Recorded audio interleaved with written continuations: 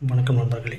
இன்றைக்கு பார்த்திங்கன்னா புத்தக கண்காட்சி உதயநிதி டெப்டி சிஎம் என்ன சொல்லியிருக்காருன்னா, ஐயா எடப்பாடி பழனிசாமி பார்த்ததும் அவருக்கு ஞாபகம் வர்றது என்னென்னு பார்த்திங்கன்னா, காரம் தானே. ஏன்னா அமித்ஷாவை மீட் பண்ணும்போது ஒரு 4 கார் மாற்றி போனது. அதுக்கப்புறமா சின்னம்மா காலையில் விழுந்தது.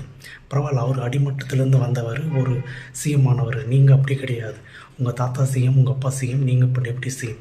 நீங்கள் அவங்க 2 பேர் கலைஞர் பேரையும் ஸ்டாலின் ஐயா அவங்க 2 பேரையும் விட்டுட்டு நீங்கள் தனியாக உதயநிதி அந்த டிஎம்கே கட்சியிலேருந்து நான் வந்துட்டேன் அப்படின்னு சொல்லிட்டு ஒரு தொகுதியில் நின்று நீங்கள் ஓட்டு வாங்கி பாருங்கள்.